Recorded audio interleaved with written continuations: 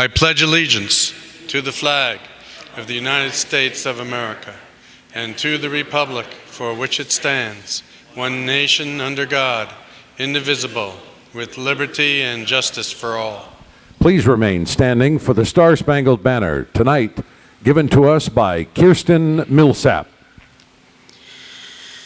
Oh, say, can you see by the dawn's early light what so proudly we hailed at the twilight's last gleaming, whose broad stripes and bright stars through the perilous fight o'er the ramparts we watched were so gallantly streaming, and the rockets' red glare, the bombs bursting in air, gave proof through the night that our flag was still there. Oh, say does that star-spangled banner yet wave o'er the land of the free and the home of the brave?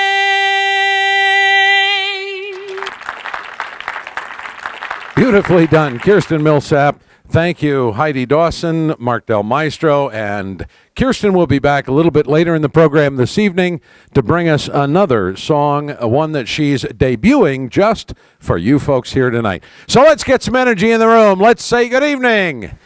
All right, can we get some applause going? All right. This is our third meeting of Freedom Fires Live, given to you by Shane Krauser.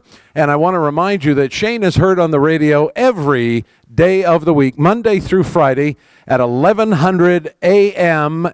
radio, KFNX. Is that correct? KFNX, 1100 a.m. And tomorrow, don't miss tomorrow, because I will be Shane's guest on the 2 o'clock hour tomorrow. He's on from 1 to 3 every day. Thank you. Thank you. Please, no applause, just throw nickels, dimes, and quarters. Okay. I'm on that matching funds thing, you know. Okay. All right. Well, ladies and gentlemen, we have an exciting program for you this evening. As you know, part of Shane's mission is to help us change the dialogue a little bit in this country, how we present the arguments for freedom and constitutional government. And part of that is getting our elected officials and our candidates to hear what we are saying and to respond effectively. And if they don't know what we're saying, then there's a lack of communication. We'll never get this thing turned around. So tonight, Shane is going to address the issue of how we change the dialogue and how we get our candidates for office and our elected officials to hear us and to respond, and how we should present our case more effectively. So, ladies and gentlemen, I know there's nobody better qualified to lead this discussion than the man of the hour. Please welcome Mr. Shane Krauser. Are there any incumbents here? Any incumbents? No, they're not coming? Well, that's a problem. What about candidates? Any candidates here tonight? Very good. Tell us.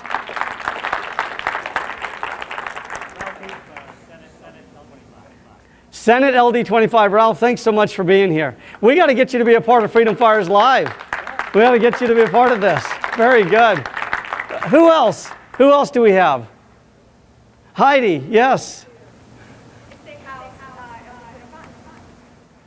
Very good. House of Representatives, LD 25, Heidi Dawson. Thank you so much for being here. Any others that are here? Just a P. How many PCs are here? Oh, I love it. This makes my day, especially given what we're... Marianne, we see you. You wanted everybody to make sure that we saw you. We absolutely see you, Marianne. What we're going to talk about tonight is really changing the dynamic going on in this country. That is the nature of the conversation. I believe that with some of the information I'm going to present to you tonight, some of you have seen glimpses of this, but if we could embrace some of the ideas that we're talking about tonight, we could change this country rather quickly. Because right now you have individuals coming into various forms, whether it's Tea Party, whether it's a conservative coalition or federation, whether it's the Campaign for Liberty, whether it's Young Americans for Liberty. We're bringing candidates into these forums, and what questions do we typically hear? Well, it's about a pet project, generally speaking. You want to know what that candidate has to say about something that you're very passionate about. And that conversation probably doesn't really go anywhere very fast, right? Understanding what an individual will do with your pet project is not going to get this country anywhere. We have to ensure that individuals that we are electing recognize and understand the rule book. I want you to consider this for just a moment. I want you to imagine that you're boarding an airplane and you talk with the pilot for a time and it's just you flying. You're the only passenger. And you ask him some questions about how long has he been flying? Has he taken a look at the checklist, to which he says, if I get into any trouble in the air, that's when I'll take a look at the checklist, right? And as he starts to mess with the gadgets, it's very clear to you that he has no idea what he's doing. There's no question that you would not fly with him unless you're just maybe high or drunk that particular night. There's no question that you wouldn't fly with him. Or think about this, you need a knee replacement. Would you go into someone to replace your knee if you didn't know that they had the qualifications to replace your knee? Or somebody fixing your car. You wouldn't just pull up your car up into a friend's house without knowing that he had the qualifications to fix the problem that you had. Or a plumber. It doesn't matter. In our culture, we're willing to spend our time, money, and resources to either enjoy something, knowing that the person that's going to help us enjoy that thing is skilled, or repair something. But what have we done in this country? We're allowing people to take the cockpit who have no idea what the checklist looks like. They have no idea. We're allowing individuals to replace our knees, if you will, who have no idea what it even means to be a surgeon. Individuals to fix our car who have never opened up the hood of the car. This is precisely what's going on in America today. How is it that you can expect that we're going to fix this problem in America if we continue to elect individuals at the federal level, at the state level, at the local level, all the way down to dog catcher, who don't understand the oath that they've ultimately taken? We've got to stop just paying lip service to that, because I think to a degree Americans are paying lip service to this idea of constitutional adherence. And when we talk about the Constitution, we get excited. When we talk about freedom, we get excited. But many of the individuals that we're putting into office have no concept of the Constitution, have no concept of freedom, have no concept of liberty, have no concept of natural rights, have no idea what the purpose of government is, have no idea what the purpose of the Constitution is, have no idea what popular sovereignty is, and we're wondering why we got here. Right? Most of the individuals in D.C. could not answer the basic questions that we're going to talk about tonight. And I wish we had several hours to kind of dive into this material, but we don't. So you're going to get the tip of the iceberg. And my hope is that kind of engage your appetite and you'll kind of look at these things on your own. But let's look at this idea first. I've got some audio clips that we're going to listen to tonight. And the first one I want to talk about is American exceptionalism. The clip that you're about to hear is taken from the newsroom, which is the producer of the newsroom is Aaron Sarker. For those of you that don't know who Aaron Sarker is, he's a liberal, okay? He's a producer in Hollywood. And the newsroom is a show that is put on, if you subscribe to HBO, which I don't, it sets up various scenarios. And this particular scenario is political. And what you have in this scenario are three individuals on stage. It's in a college auditorium. One is a conservative, one is a liberal, the third is a moderate. And in this college auditorium, a student stands up and asks this question: do you believe that we're exceptional? And the conservative answers the question and says, yes, absolutely. The liberal answers the question and says, yes, absolutely. And then you're about to hear what the moderate has to say. I want you to listen very closely, because I want to ask you if he's on target or if he's missed the target entirely. So let's take a listen to this. There is absolutely no evidence to support the statement that we're the greatest country in the world. We're 7th in literacy, 27th in math, 22nd in science, 49th in life expectancy, 178th in infant mortality, 3rd in median household income, number 4 in labor force, and number 4 in exports. We lead the world in only 3 categories: number of incarcerated citizens per capita, number of adults who believe angels are real, and defense spending, where we spend more than the next 26 countries combined, 25 of whom are allies. Is he right? No. Wait, who said? I heard a yes. He's putting out some statistics that might be valid. He's putting out some statistics that might be valid. For example, The thing of how many deaths there are for, how many babies die. okay, immortality rate. Okay. Number of people that, the household income. Okay. How many poor people we know. Incarcerated individuals. Incarcerated, I work corrections, and here it's a C. Okay. What about? It's going toward, with the current rate of increase by 2030, everybody will either be a correctional officer or an inmate. Okay. So we understand that we incarcerate a lot of criminals in America. Does that make his point? His point is that America is not exceptional as a result of these things. He talked about literacy rate. He talked about math. He talked about science. And he's saying as a result of our poor rankings, we are not the greatest country. We are not exceptional. Is that valid? No. Okay. Who said that? I just said that's not what American exceptionalism is about. It's not statistics. Say that again. It's not about the statistics. It's about the idea of Americanism. It's a peculiar form of government that nobody else has, Okay. and that's what makes us exceptional, that we have spread freedom throughout the world without occupying other countries. That is where we're exceptional. It's not about a bunch of statistics that says we're better than anybody else. Okay. It's that we have a unique form of government that is exceptional to all others. Very good. And there was a comment over here. Well, exceptionalism also is our attitude. Americanism or exceptionalism as how we perceive the world, as where else, what other country goes to countries and helps them and does not expect to take those countries over or dominate them. We're exceptional in that area. And people look to us. What other country is exceptional in the sense that people want to come here and not leave? What other country that brings people here because they want to be here, because they see the exceptionalism that here in our attitude? It's all about attitude. It's all about our government that we have here, and that government foments the attitude that we have to the world. Very good. Yes. I am very offended, well, by all that he is saying, most of he is saying, even though I realize that our country has problems. But the very fact that he alludes to the fact that we believe in spiritual things, we believe in God, we have faith, that we are not exceptional. Right. Yes. Very good. And we're going to get to that here in just a moment. Yes.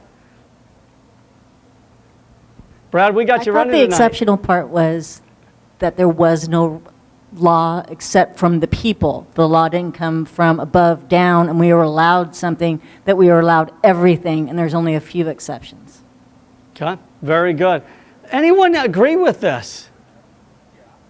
Yes. Very good. Are you going to play the rest of it? No, I'm not going to play the rest of it.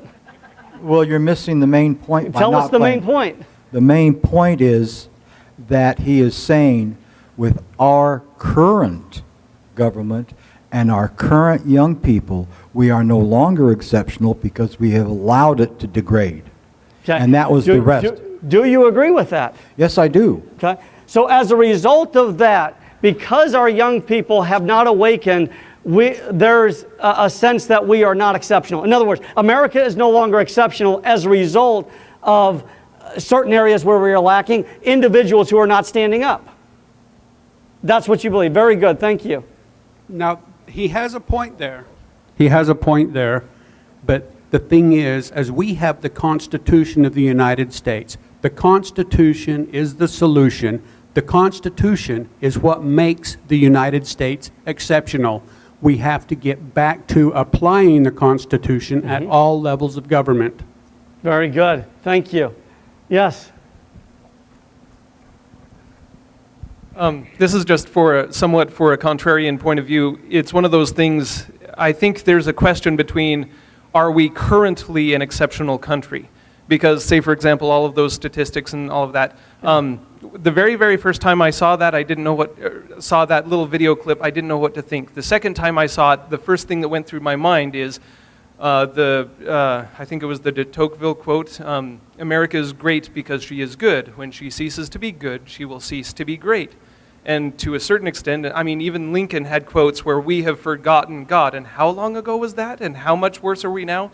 On another aspect, if you want to take a point of view that's not religious, simply an economic version, I think that American exceptionalism is great, or America is, or at least was, exceptional because it provides for a huge amount of upward mobility. Compared to all of the other countries on the planet, no one has the same kind of upward mobility that we have, well, at least had 10, 20 years ago. But that, too, is being lost right at the moment. Yeah. Very good. Donnie, your thoughts on this? Hold it. You do need that. Yes. Hold on.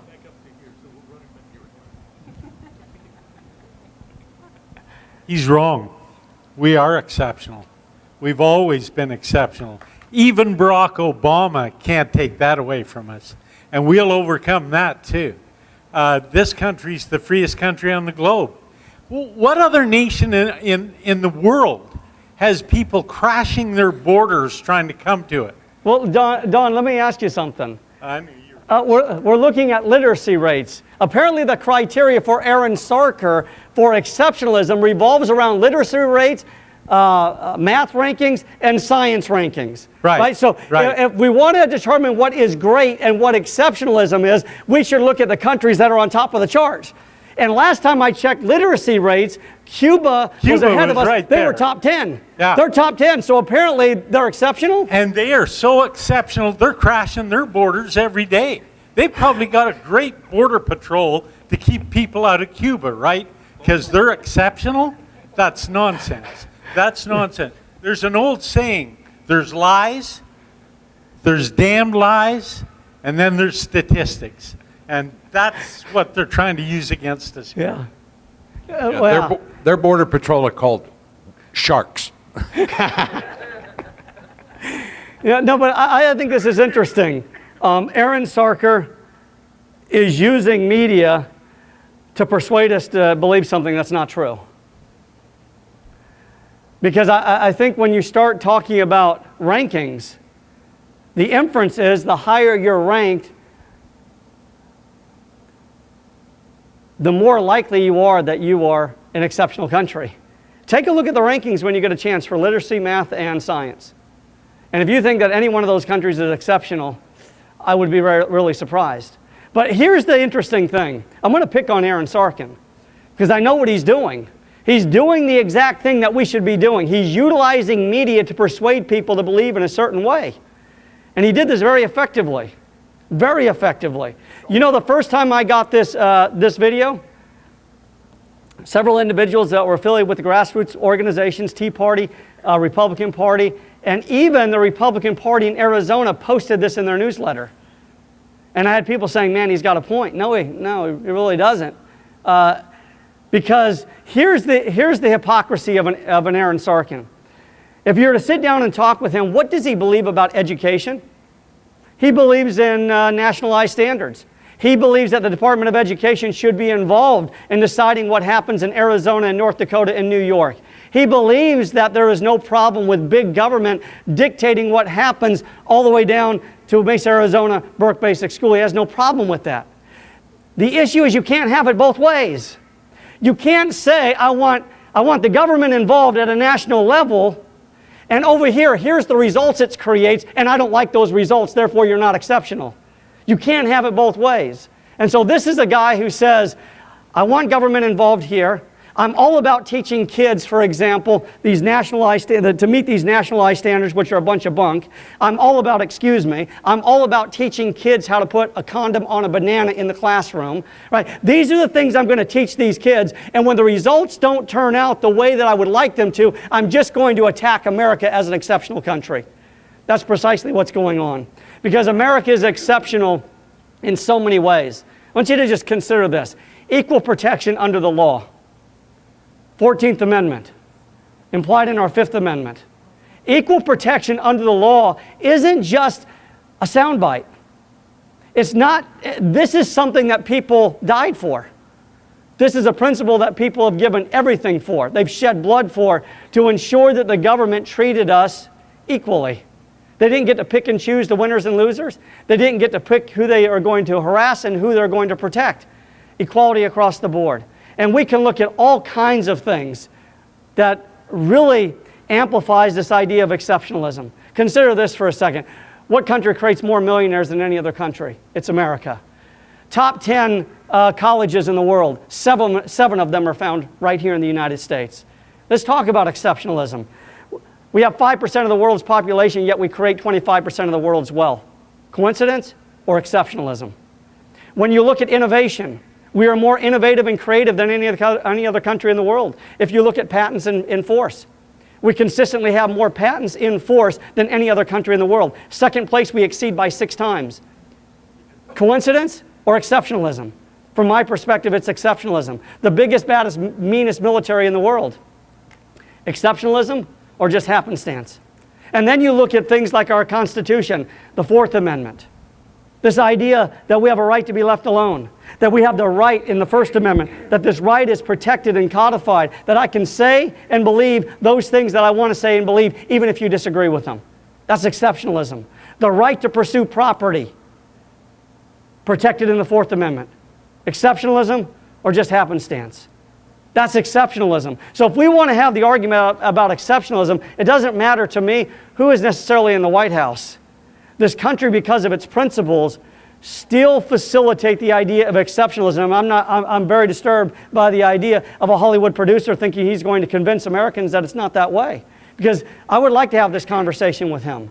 Right? Okay, so we incarcerate more individuals in this country than any other. Let's assume for the sake of argument that that is true. How does that make us any less exceptional? Because listen, what we're talking about when we talk about American exceptionalism is not nationalistic pride. We're talking about an idea. America is about an idea, and the idea just so happens to be found right here. And as a result, we are exceptional. And so I think, getting back to where we started, if we're talking about individuals who are running for office, do we have individuals there that are willing to stand up and defend the idea of exceptionalism, of American exceptionalism? You know, I continue to go back to SB 1062. And watching the Republicans run for the hills when it came to SB 1062, the very individuals that voted for it, and I will never let those people off the hook for doing that, because when is it fashionable or bad timing, for that matter, to defend liberty? Oh, it was bad timing, it was poor timing, we shouldn't. Really? So it's poor. When is it poor timing to defend liberty? And so this, I think, is a great example of individuals who did not understand American exceptionalism. They were unwilling to defend it because I think many of them were concerned about the thing that Thomas Sowell tells us that our incumbents are more concerned about than anything else: elections and re-elections. I look like the bad guy. I look like the bigot. I look like I'm the hater. I look like I'm the racist, and I don't want to have to defend those ideas. Come out and be courageous, because we know right now in America that our biggest problem is we have a courage problem. America has a courage problem, and it's found in the individuals that are that we've elected. Yes, Mark. I would like to add here that the American dream comes in here. They've distorted that, but the American dream is really about just liberty. Yeah. It's not about getting rich. Right. Yeah, being able to pursue those things. You know, if you look at Thomas Jefferson, the red-haired wonder, Declaration of Independence, he writes in the Declaration of Independence what? Life, liberty, pursuit of happiness. There's a reason why that phrase is in there as opposed to property. There are other ways that you can become happy other than acquiring, possessing, disposing, and enjoying a property. And in America, we say, hey, if you just choose not to enjoy property, you're not any less of an American. You've made a choice, and in this country, you have a choice. If you want to rent a house your entire life and not own anything, that's your prerogative. That's called freedom, and that's what these people were talking about. So let's talk about the greatest of all trusts must be protected, and any breaches should impose a serious sanction. How is it in this country that individuals can violate a contract, can engage in acts of fraud, and go to jail or end up in court and have to pay a lot of money, but when you violate the greatest contract that exists in this country, you get to keep your job and make even more money, and you've got a great pension waiting for you. There's something terribly, terribly, terribly, terribly wrong with the system that says, I'll punish you for stealing $40,000 for violating a contract, but if you violate the greatest contract, that is the Constitution that you took an oath to uphold and defend, you get to keep your job. And we'll even applaud you when you stand up and applaud the president who tells you, I'm going to take your power away from you. Remember, State of the Union? So let's talk about some of these issues here. We ask questions to establish the framework of the discussion. We press the issue to get to the truth. During the time that we're together over the next several months, we're going to bring in candidates. And the floor is going to be open. And you're going to have the opportunity to ask those questions. And my hope is that, again, you're free to do what you want. Nobody's going to line you up at the door and say, you can't ask that question or you can, either way. You're free to ask whatever question you want. But my hope is that I can encourage you to start asking questions from a constitutional framework to ensure that the individual standing in front of you has a working knowledge of the rule book. And that rule book is the Constitution. It's the U.S. Constitution. It's the Arizona Constitution. And if the answer is that he does not, then why in the world are we voting for these individuals? Why? Why? There was something that happened right in this room about 2 years ago.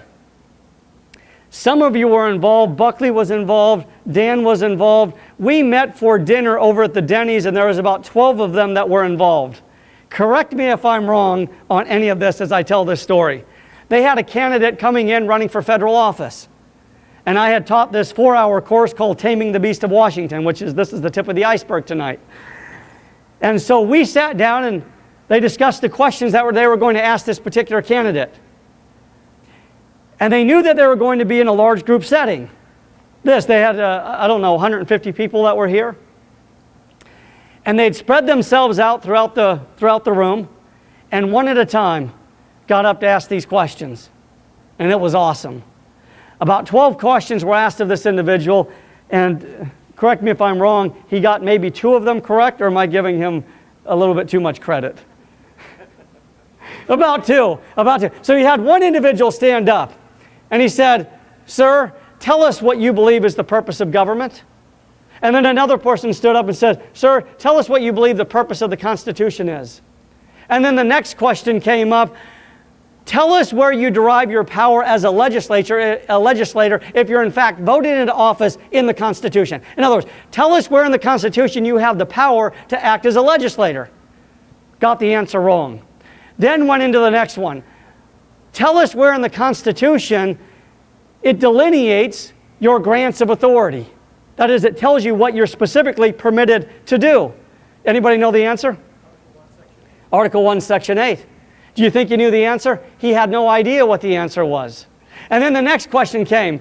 In Article 1, Section 8, it delineates your grants of authority. There are 18 clauses. Would you be so kind as to name 3 of those powers that are granted to you in Article 1, Section 8? Okay, you can't? All right, we'll bargain with you. Can you name 1? Couldn't even name 1. This guy wanted your vote. Guess what? We voted him in. We voted him in. Who was it? What's that? Yeah. Article 1, who was it? Who was it?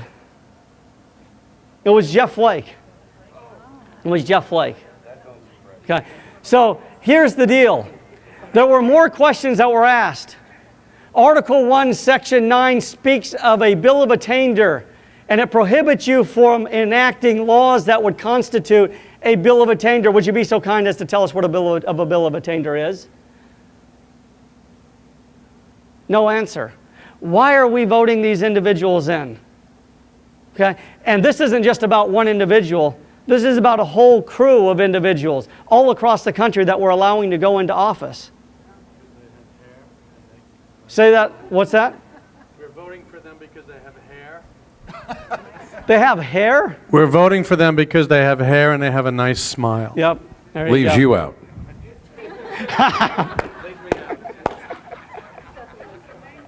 So here's the question. What is the purpose of government? Protect the rights of the people. I thought it was to take care of the people. It's not to take care of the people? Well, what do you mean? How can... And? What's the problem with that? Let's take care of the people. We are a capitalist nation, not a socialist nation. We do not need Marxism or fascism in this country. Where does it say that in the Constitution? I must have missed that. It doesn't. Hold on. I mean, I've got my Declaration of Independence and the Constitution. I don't see anything there. I want my free stuff. I want free stuff too. I want my free stuff. Yeah. And if I can't take care of myself, I remember the question from the town hall debate with Bill Clinton. Do you remember this? We look upon you as our daddy, and what are you going to do to help your children? Do you remember that question? Yeah. Yeah. Yeah.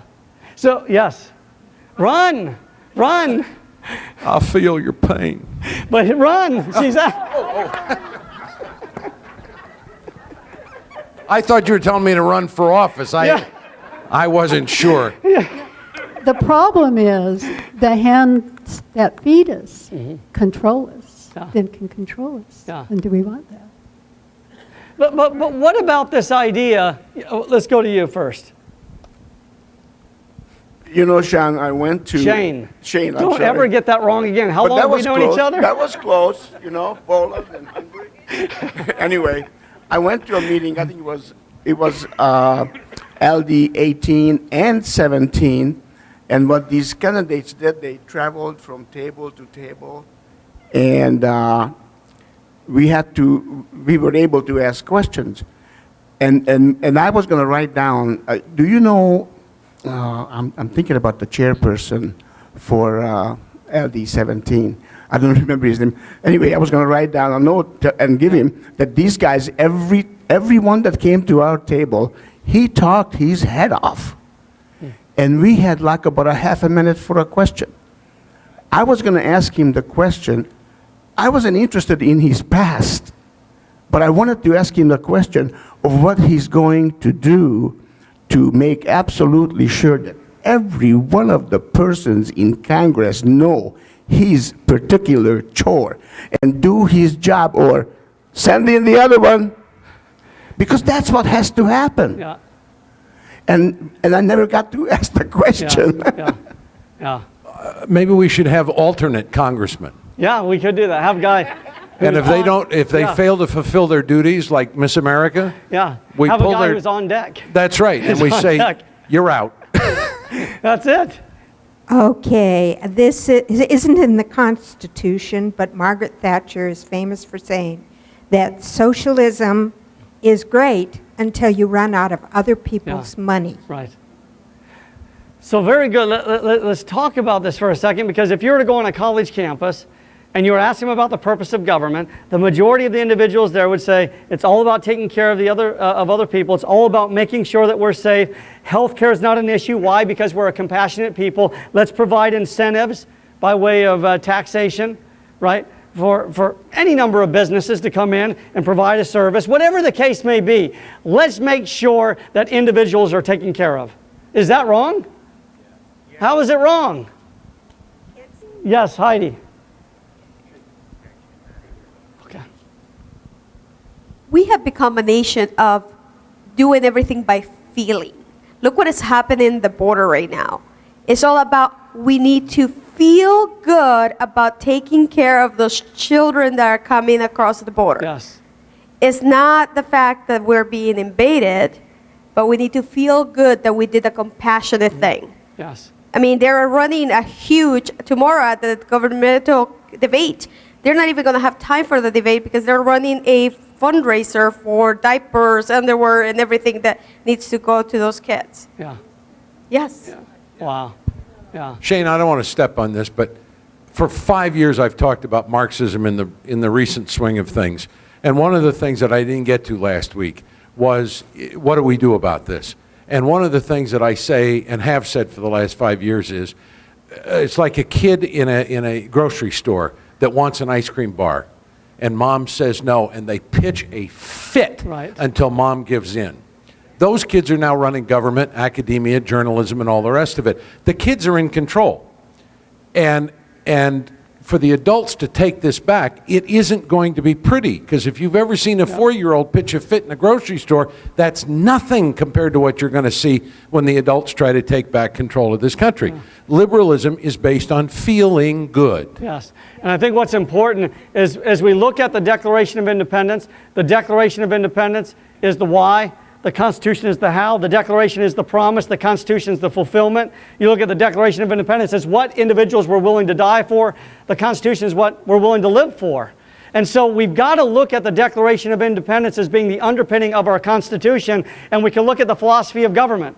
What is, so we're talking about purpose of government, it helps to understand the philosophy of government. It tells us in the second paragraph of the Declaration what the philosophy of government is. We hold these truths to be self-evident. Self-evident, not we hold these ideas to be self-evident, or these are mere suggestions, right? We hold these truths to be self-evident, that all men are created equal, and that they're endowed by who? Not by government. They are endowed by their Creator with certain unalienable rights, and those rights are what? Life, liberty, and the pursuit of happiness. That is the philosophy of our government. And yet we're moving away. Understand that if you eliminate the Declaration of Independence as the underpinning of our country and our Constitution, the Constitution becomes anything you want it to become. Anything you want it to become. You remove this idea that freedoms are inherent, you become South Africa. Remember the Constitution that Ruth Bader Ginsburg alluded to? Right? That's a Constitution that doesn't buy into the idea that our freedoms are inherent. It buys into the idea that only the individual can be liberated by government. So when you start talking about the purpose of government being for the government to take care of the people, you're eliminating the Declaration and what's found there. So it talks about philosophy of government in our Declaration. The very next sentence talks about the purpose of government, which is to secure the rights of the people. To secure these rights, governments are instituted among men. And number 3, it talks about the source of power, deriving these just powers from the consent of the governed. Right there, the answers are there for us. But we want to go onto these college campuses and have these sophisticated conversations about what this Constitution means. We don't need to go very far. Defend the foundation is what it ultimately comes down to. I've got a lot more I want to hit on, but I know we got a special number here. So I'm going to, oh yes, let's go here and then. Before we blame the kids, could we remember that we're the ones that brought them up? Yes. When my son was little and he pitched a fit, I walked away. So he climbed into the freezer and I let him stay there. I couldn't reach him anyway, until some nice man took him out. No one said a word. I took my grandson to Fry's, and he pitched a fit, and I walked away, and they threatened to call the police because I was abandoning him. Yeah. I wasn't going anywhere. I was right around. So a lot of what the kids have is the fault of the parents and the fact that we think, or I don't think, but I mean, the general consensus is that everybody has the right to tell you what to do, and we've let them run wild. Right. The inmates are running the asylum. Yes. Yeah. And I think it's a big deal. I know some people don't, but, you know, I brought up my kids, and it's the parents' fault, whether we let our children do too much, and, you know, it goes on and on. Whatever the reason, we need to stop and teach them that there are rights, but there are responsibilities that go with those rights. Right. Yes, I will let you use the car, but if you get a speeding ticket, I'm taking the keys away. Right. And that's all been lost.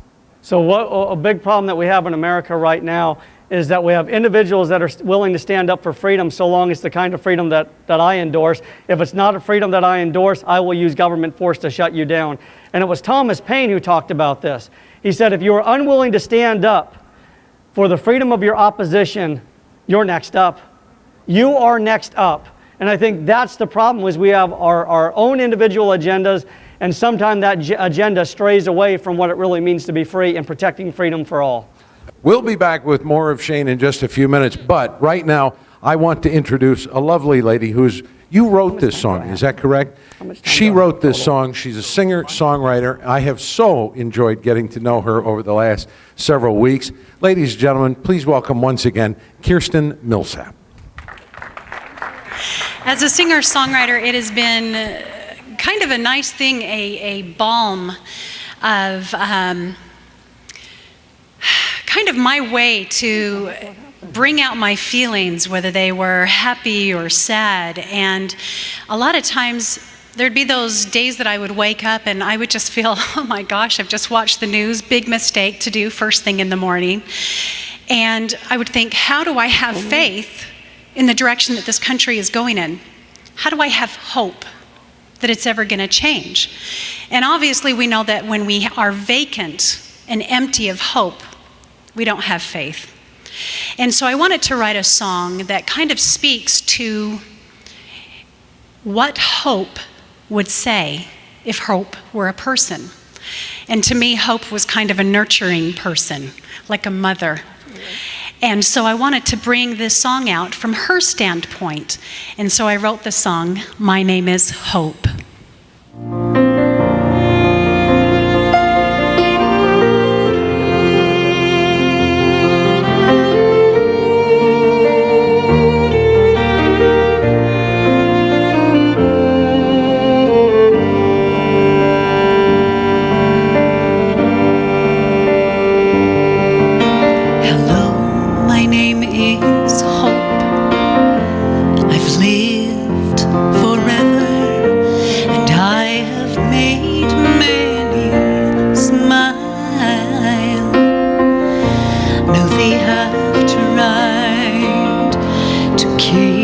Silent, they've sent rain and they've sent fire, but I am strong and enduring, I am eternal, they'll never stop me from singing.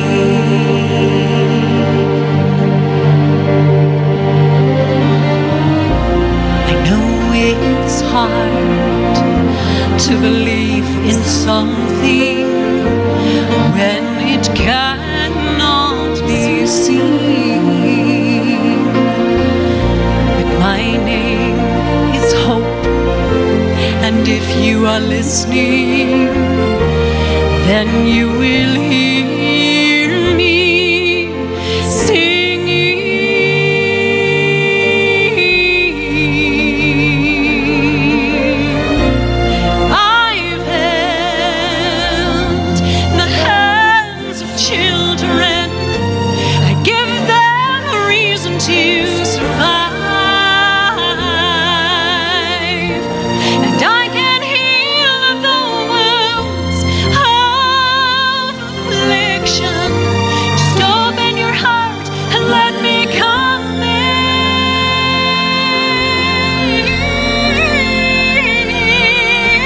Hello, my name is Hope, my spring eternal.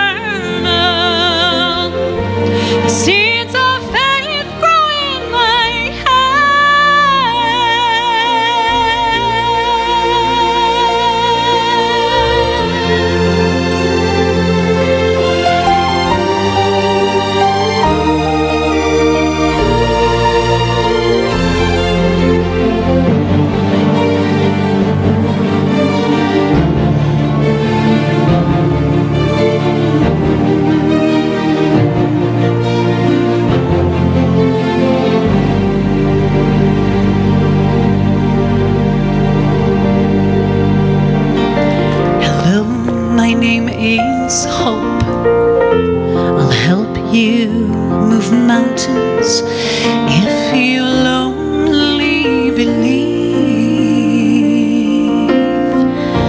For with your prayers and the Father willing, then we will keep on singing.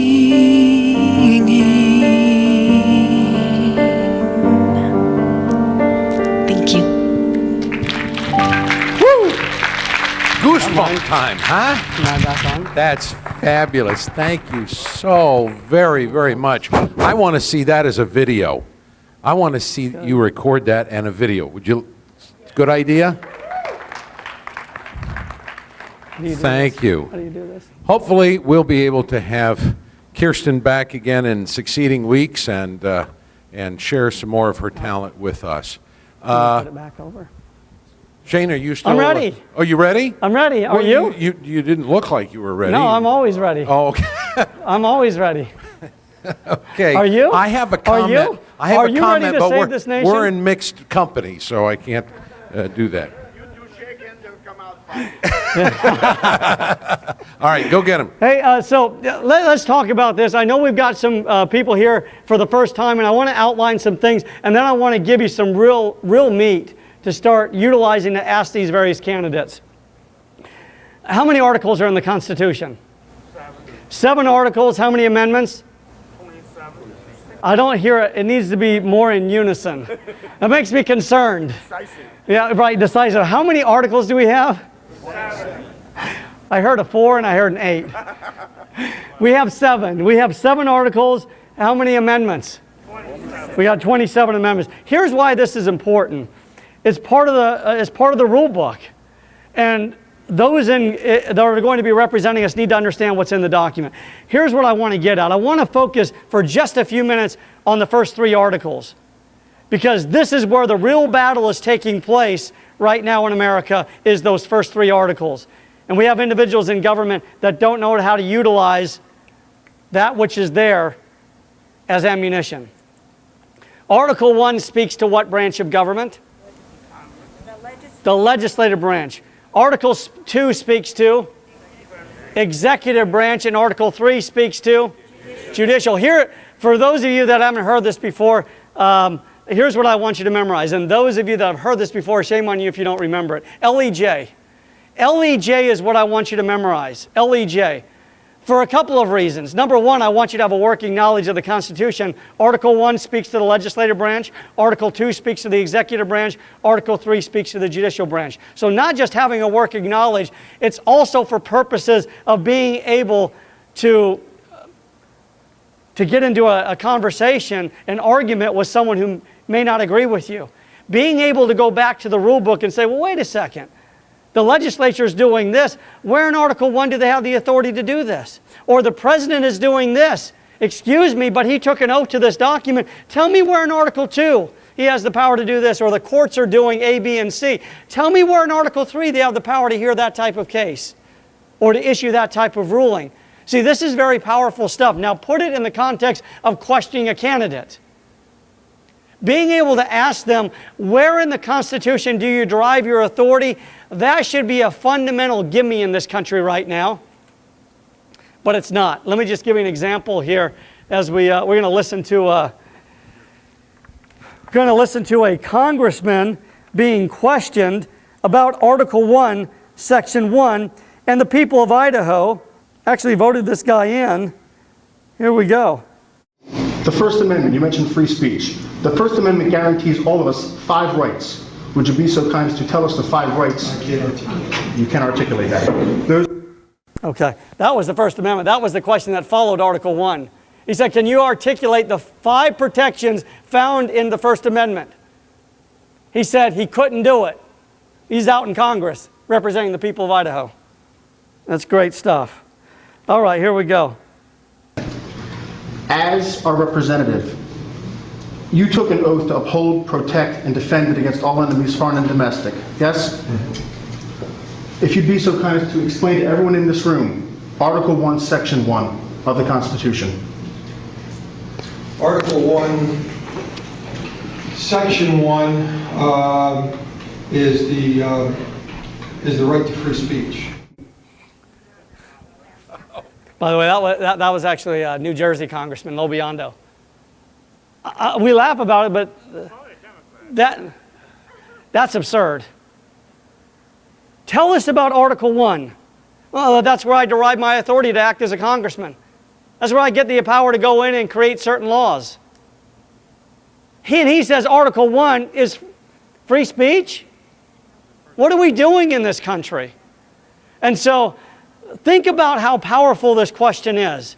If you have somebody, and we've got 2 congressmen coming in 2 weeks. Feel free to have a stab at it. I think both of these candidates have a pretty good idea of what this is about. But I'm going to show you some things that we can really press them on. Article 1 deals with their grants of authority. That's where they get their power to legislate. Now, where are their specific grants of authority found in Article 1? Anybody know? Section 8. So why not that question? We're not asking them to memorize these things. We're simply saying, do you know where in the rule book you should go when you're contemplating a piece of legislation, whether it is you're creating it or you're voting on it? Why wouldn't we ask that question? Tell us where in Article 1 you find your specific grants of authority. I'm telling you, and I'd bet money on this, that 95% of the congressmen in Washington, D.C. could not answer that if they were given a test. Could not tell you where their grants of authority were found. And we wonder what's going on in America today? Now watch this. So now we know that they're not going to be able to answer that, or maybe they can answer that. Kudos if they can. Now why wouldn't we ask this question as a follow-up? Someone else in the audience, large group setting. Why wouldn't we ask this question? You're running for one of the most powerful offices in the world, let alone the country. Would you be so kind as to name 3 of the 18 grants of authority found in Article 1, Section 8? Why wouldn't we ask that question? Why wouldn't we ask them to name 5 of the 18 or 8 of the 18? But we'll give them the benefit of the doubt. We'll just say name 3. Name 3. Right? But right now in America, what are we doing? We're focusing on, what are you going to do when you go back to Washington, D.C. and we've got all of these issues going on, and I really have a problem with the school system. What are you going to do about the school system when you go back? You don't have any authority. Right. That's right. So we get stuck on these pet projects, if you will, and that's what we're focusing on. If we can get our candidates and the incumbents to understand the parameters of our authority, we start to fix some of these things. Is it the end-all, be-all? Of course not. But guess what? We're 3 steps ahead of them. Because if we get them to start asking these questions, what do we start doing next? We start saying, wait a second, you took an oath to uphold and defend the Constitution. You have a working knowledge of the Constitution, and you didn't keep your oath. Okay? I don't know if some of you listened to the conversation. I had a guest on my show on Friday. I had John Huppenthal on my show on Friday. Okay? Now, I want to tell you that I like John Huppenthal. Okay? Some of you may not like him. I stand up here to tell you that I like him as an individual. I like what he has stood for in the past as a state legislator. I am appalled with the idea that he embraces Common Core. And I let him have it on the show. And I told him what I thought, because here's the thing. When I talk about being 2 or 3 steps ahead of somebody, this is what I'm talking about. That man has a working knowledge of the Constitution. He knows the document. He can cite the founders. The guy can quote individuals like Benjamin Franklin and James Madison, George Washington, like very few in elected office. He's very good when it comes to that. And my question was simply this. You understand the document, so would you please tell us the constitutional framework under which you are operating to justify that program? And for an hour we went back and forth, and he never answered the question. We wanted to talk about results, and I had to stop him and say, wait a second, I'm not talking about results. I'm not talking about whether it's a good idea or a bad idea. Quite frankly, I don't care. I don't care if Common Core is a good idea. That's not the conversation I'm having. I'm having a conversation over here, and that is the constitutionality, unconstitutionality. I don't care if the idea is a good or bad one until I've established first that it's constitutional. See, you put the cart before the horse. See, that's what I'm saying when we're 2 steps ahead, 3 steps ahead. Once we get these individuals in office that do have a working knowledge, now we're making progress towards the environment that existed at the time this country was founded. These were the conversations we were having. When you had an individual come in running for office back in the early 1800s, the 1830s, the 1840s, these were the conversations they were having. They were talking about policies, and people like me and you would stand up in the back of a room and say, you embrace this policy, tell us in Article 1 where you have that authority. And we would have legitimate, hardcore arguments about these things, but we're not even there. And that's what I'm suggesting is let's start having these people answer these, for them, tough questions. Name 3 of the grants of authority. Look at Article 1, Section 9 when you get a chance. Article 1, Section 9 is a little different than Section 8, because Section 8 says, here's specifically what you're permitted to do, right? Article 1, Section 9 says, hey, here's some things you better not do. Don't do them. No bills of attainder. No ex post facto. No habeas corpus. Think about the 3 terms I just gave you. How many congressmen even know what those things mean? And they've been told they can't do them. How about getting up and saying, you know what, Article 1, Section 9 lists a couple of prohibitions. Would you please talk about a bill of attainder, because that sort of thing is specifically prohibited. I want to make sure you're not doing these things. Tell us what a bill of attainder is. How many of you think could answer that? Not many. Not many. Or an ex post facto law. Or habeas corpus in light of the Patriot Act, or help me, Obamacare. No, not Obamacare. No, the NDAA, National Defense Authorization Act. Habeas corpus in context of the National Defense Authorization Act. Talk about it, right? Being able to detain somebody indefinitely. Violation of Article 1, Section 9. What I'm getting to, and I know this is information overload, but what I'm trying to get you to think about is you don't have to understand what a bill of attainder is to answer the question. Okay? My hope is that you will understand what it means before you do ask the question, but all it is a matter of cracking open the Constitution before you ask a candidate and says, Article 1, Section 9 says he can't do this. Bill of attainder, tell us what that is. Tell us what an ex post facto law is. Why the prohibition on habeas corpus? Why wouldn't we ask those questions? And then even going back to Article 1, Section 8, right? There's this big debate going on in America right now about what? The General Welfare Clause. Let's ask him about the General Welfare Clause. Does he understand that it's not the authority to do anything you want? And I imagine that most Republicans and most conservatives would stand up and say, yeah, it's not the power to do anything that you want. Then why is it there? Explain why it's there. And let them get up here and justify. What I'm suggesting, ladies and gentlemen, is that what we have to do, if we want to change the narrative and we want to turn this country around, is we've got to start asking the questions that matter. Now watch this. Some of you have these, we all have our pet projects that we're passionate about, okay? Social Security. How do you ask that question in the context of the Constitution? Very simple. Take your pet project and say this. Sir, you're running for one of the most powerful offices in the world, let alone the country. We have an issue called Social Security. Will you tell us whether or not the Social Security program is constitutional? If your answer is yes, it's constitutional, please tell us where in the Constitution that is permissible. If your answer is no, please tell us what you will do using the Constitution as your guide to eliminate the program. What have you just done? You forced them to answer the question on the playing field that you established. And what is that playing field? The Constitution. Immigration. We have a significant immigration issue in this country today. Article 1, Section 8 deals with naturalization laws. Sir, using the Constitution as your guide, would you please tell us how you will address the immigration issue?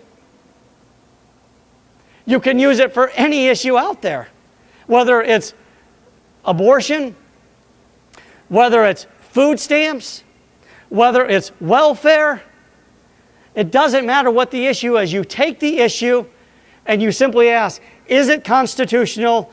If the answer is yes, please tell us where in the Constitution it's permissible. And if the answer is no, what we want to know is what you will do using the Constitution as your guide to fix the problem when you get back to D.C. This is how we do this. Now watch this one. Executive orders. We're all concerned about executive orders, right? Are executive orders constitutional? Some. Good. That was a trick question. Some. What executive orders are constitutional? Emergency situations. Well, no. Careful there. Careful there. Emergency situations. Yeah, we want to be very careful because there are some emergency situations that would fall within the scope of the executive branch's authority that would allow him. Now, before I let you answer, where is the president's powers found in the Constitution? Article 2, LEJ. L, Article 1, legislative branch, executive branch, Article 2, judicial branch, J, Article 3. Don't miss this again, or there will be a grade given and then, never mind. Okay, so here's why this is important. You have someone who's running for legislature, for Congress. Why should it matter that he knows what the president is permitted to do? Because he's the check. Right? He's the check on the executive branch. He's the check on the judicial branch. So he better know what the president is permitted to do. That also means that he better know what executive orders are permissible, constitutional, and which are not. Imagine with me, if you had 535 individuals in Washington, D.C., or even 218 right now, who had a working knowledge of executive orders. Do you know what would be going on in Washington, D.C. right now? Yeah, they would be turning hell upside down. That's what would be going on right now. We're not there. Getting small glimpses of it right now in Washington, D.C. So, executive orders, when are they constitutional? They are not constitutional when they substitute for a law or have the action of making a law. That's right. That's right. So, executive orders are unconstitutional. Thank you, Mr. Reagan. Yeah, they're not constitutional when they bypass the legislative process. And this is important. Remind your congressman that Article 1, Section 1 says what? All legislative powers herein granted. Trey Gowdy said it best. We do not pass suggestions. We do not pass ideas. We are the holders of the legislative power. We decide what the law will be, and he has a constitutional obligation to enforce it. He doesn't get to pick and choose. Let's get some congressmen there that understand that idea. So what executive orders are constitutional?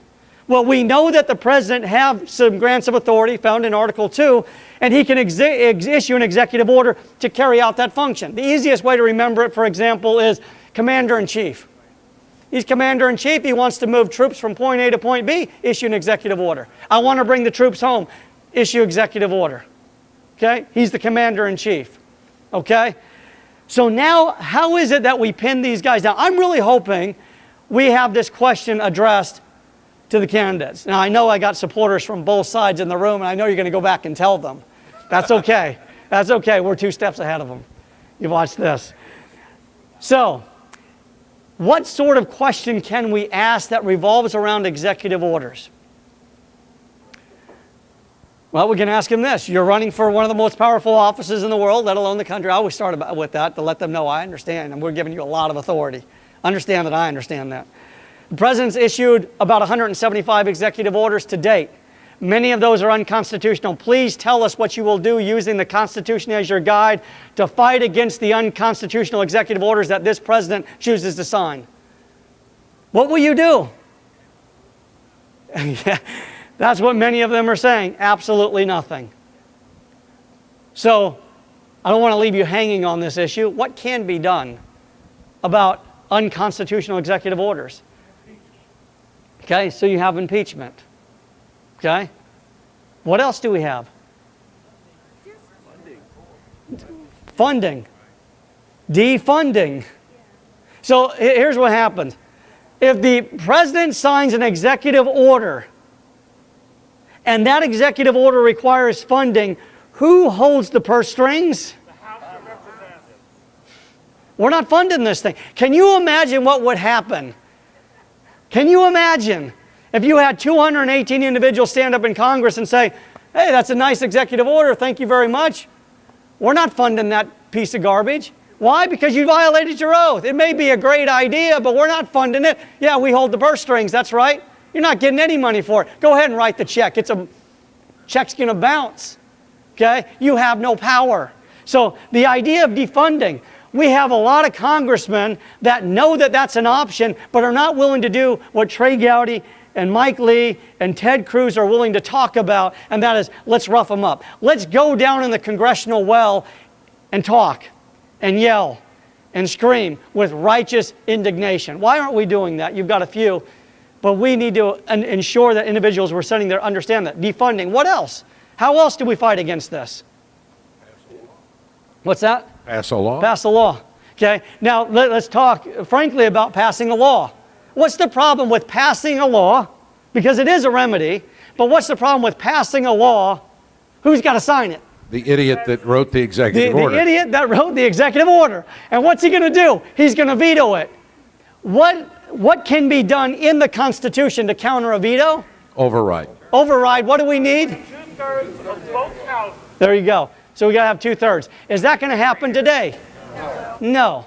Okay. But is it an option? Again, it's having a working knowledge of the Constitution. I got defunding. I've got that ability. I've got impeachment. I've got that ability.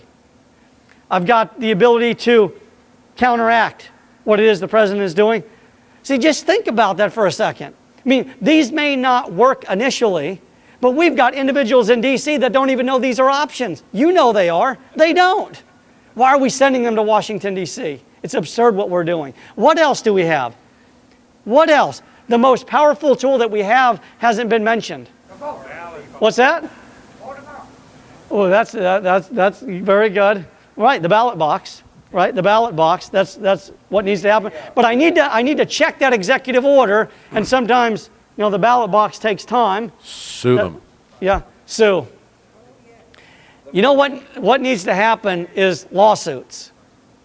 See, here's what happens with an executive order, and this can happen. We have the resources to make this happen. There's this idea called standing. In order for you or me to file a suit, I have to show that I have been injured in some way. Let me just illustrate this with a very simple concept. Let's say that you live in Glendale and the city of Mesa says, you know what, we're going to now have prayer in schools. And you live in Glendale and you don't like it. And you say, enough of that. Those guys out there, they're violating the Constitution, just hypothetically speaking. They're violating the Constitution. So you file a lawsuit against the city of Mesa. Can you do that as a resident of Glendale? No. No, because you have no standing, you haven't experienced a legal injury. But if you had a kid in that school, do you have standing now? Yes. Yes. So we would find somebody, if that's what we want to do, to file a lawsuit. We have the resources to make this happen, and we're not utilizing it right now in America. And that is when that president signs an executive order, it's impacting somebody. Somebody is being injured by way of that executive order. Somebody.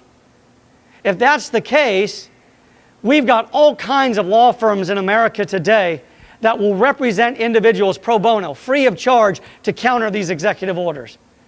But what we have to do is put together a center to find individuals that are being impacted. Filing a lawsuit. Now what has to happen? I know what some of you are thinking. They're saying, wait a second, why doesn't Congress file a lawsuit? I will tell you how that's gone on for 200 years now. It goes to the U.S. Supreme Court, and the Supreme Court said, that's a political question. You guys fight that out amongst yourselves. That's what happens. Okay?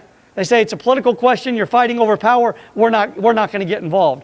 But if I have an individual who's saying the executive branch by way of that executive order has harmed me, you think they're going to hear that case? You better believe it. 2011, the court came down with a case by the name of Bond, the Bond case, and it said this: if government is utilizing their power in a way that exceeds what's been granted to them constitutionally, you have a cause of action, so long as you've been injured. We have the ability to file these lawsuits. And so, get back to where I started. We need to start asking these individuals running for federal office about these things. Let's get serious about this. Let's start asking the tough questions. Let's start demanding answers. Let's start working together. Can you imagine what a group like this would do? And we fill this place up, and we're all on the same page. And now somebody over here gets up to ask the question, and he avoids the question, he filibusters. I've got somebody over here waiting in the wings saying you didn't answer the question. So I'm going to ask the same question, answer the question. Right? That's what patriots do. We've got each other's backs, and we understand he's going to answer the question. He may not like it. He may feel a little bit uncomfortable, but he's going to answer the question. Right now what we're doing is we're allowing people to answer the questions, and then we move on to the next. I'm encouraging you in two weeks from now. We're going to have an incredible debate. It's going to be Lincoln Douglas style, so there's going to be a lot of back and forth. If you have questions, I believe what we're going to be doing, because it's going to be a Lincoln Douglas style debate, we're going to have you submitting questions as you come in. And they'll be reviewed, and we're not going to get to every question. But the objective is they're not going to know about the questions. Okay? If either one of the candidates asks for the questions beforehand, I give you my word, they will not get them. And if they say they're not going to show up because they're not going to get them, that's going to be on them, and I will make it clear to you why they chose not to show up. Okay? It's time to play hardball. Okay, this is what we're doing. And by the way, they're both Republican candidates, right? They're both up against Kyrsten Sinema. One of these individuals is going to win, and we support them. Obviously, that's what we're going to do. But while we're on the road to getting to where we need to go, we're going to ask the tough questions, right, to ensure that they understand these things. Any questions before I close this up? Yes, Ken. In the hearings, the last few, the IRS hearings on the lost emails the last few days. Yes. When they asked some really tough questions to the IRS commissioner, Trey Gowdy, Ryan, who else? A couple other ISIS. Really asked tough questions, and they, they're not getting the answers, and these guys are. This is the role of the government. They're protecting the IRS, they're protecting the Justice Department, they're protecting the White House over the individual. They're protecting all these parts. That's and right. Those guys ask tough questions. That's right. And what needs to happen is the people need to become just as ferocious as a handful of these guys. I mean, then we're talking 3 guys. Yeah. So asking great questions. One thing that I didn't touch on tonight is the Arizona Constitution. You have individuals running for state office. They need to have a working knowledge of both the U.S. Constitution, because they take an oath to the U.S. Constitution, and they're taking an oath to the Arizona Constitution. You might be asking, well, why in the world would we want them to have a working knowledge of the U.S. Constitution? Because the federal government is stealing away the power of the states each and every day. If you don't have individuals at the state level who understand how it is that they're doing that, how are they ultimately going to defend it? You think the people in Washington, D.C. are going to wake up one morning and say, you know what, today we're feeling benevolent. We're going to give back the power that we've stolen to the state, from the states. It doesn't happen that way. So we have to have individuals in state office that have a working knowledge of the U.S. Constitution, a working knowledge of the Arizona Constitution. And I'm not talking about memorizing it. I'm talking about understanding the essence of it, what it's designed to do, and being able to resort to that to answer those questions. Ladies and gentlemen, we're about to close up. I know we're going to turn it back over to Brad and then to our friend Buckley. But I wanted to let you know this. These methods, we just hit the tip of the iceberg. We really did. There's so much more I'd like to share with you. But I believe that this is a significant part of the answer in America today. I really do. Is it the end-all be-all? No. No. This is a part of the answer. There's all of these things that we should be utilizing. This is one of the many things that we should be utilizing. And I'm convinced, as I've said before, that better days are coming. And I have confidence that better days are coming as I watch these tactics being utilized. Ensuring that individuals who take the oath understand the oath. We understand that our freedom is on the line. We understand that the freedoms of future generations is on the line.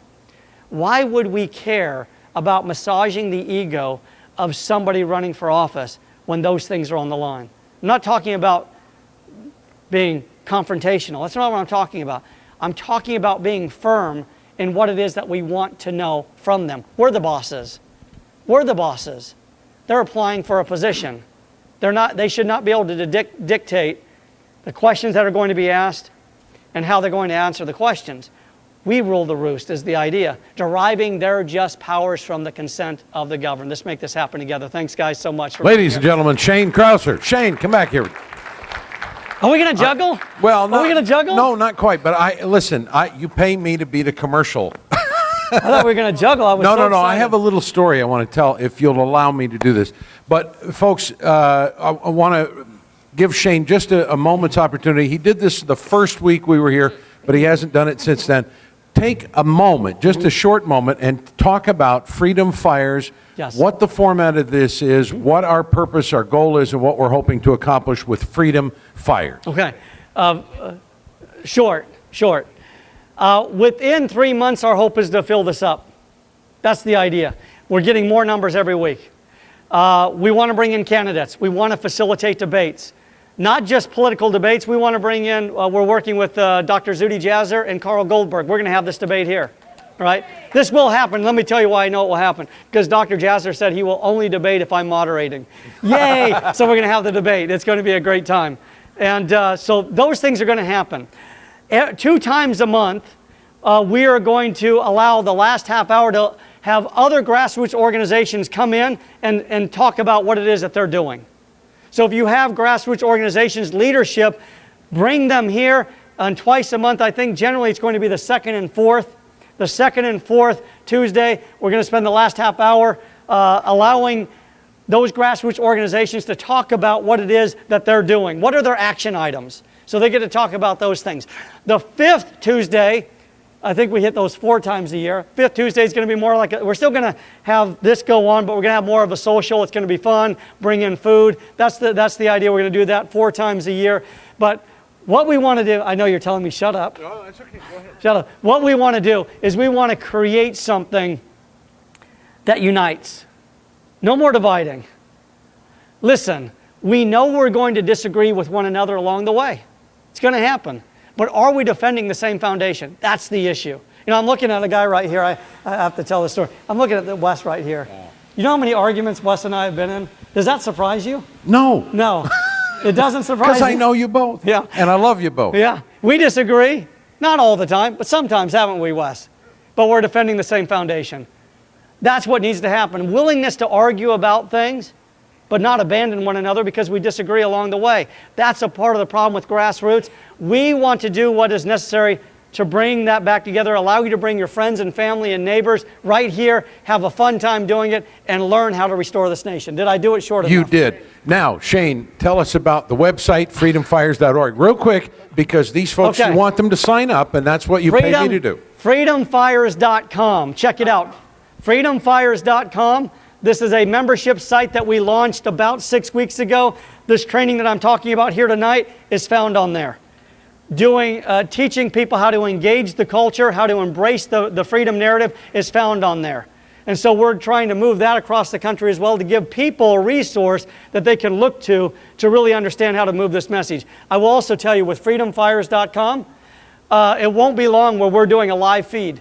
So anybody in the country can watch what we're doing here every Tuesday night. So we're very excited about that too.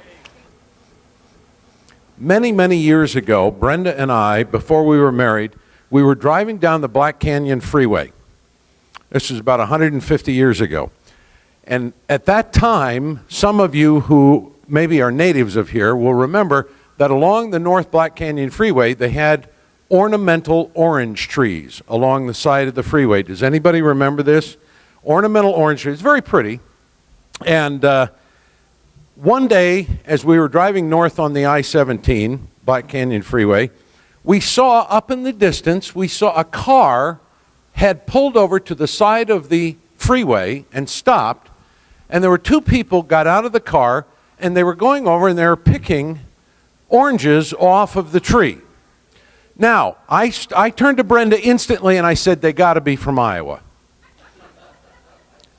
Because anybody who lives here knows that those are ornamental oranges. But now, think about this for just a minute. Think about, and I'm very serious about this, think about this for a minute. Here are these people who are visiting the great state of Arizona. They've probably never been here before, and probably, and I know my relatives are from Kansas, and let me tell you, citrus is expensive in Kansas. They pay a fortune for oranges and for grapefruit in Kansas. My dad, every year, used to go out and pick grapefruit trees from friends and neighbors and orange trees, and he would box it up and he would send it to my aunts in Kansas, and they went crazy because they just didn't see fruit that, first of all, that size in Kansas ever, and secondly, they didn't have to pay for it. It was just the cost of shipping. Okay. So here are these folks picking ornamental fruit from the side of the road, and I'm thinking, you know what? They've never been to Arizona before, but they have probably heard that Arizona has this wonderful citrus, that they have this world-class, award-winning citrus. Now, the only other place that we think of is Florida, right? And usually, well, California too, but on the eastern side of the United States, most of it probably comes from Florida, and on the western side, it's Arizona and California. And as we drove by them, sure enough, I don't know that their plates were from Iowa, but they were from out of state.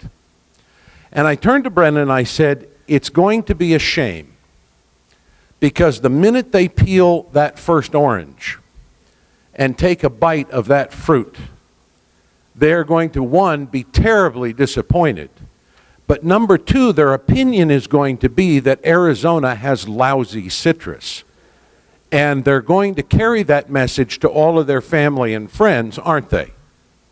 So, ladies and gentlemen, what we have is an analogy here that the Marxist, socialist, progressive utopia is like an ornamental orange. From a distance, it looks like a good, delicious orange. But the minute you get the first bite of it, you realize that you have been deceived.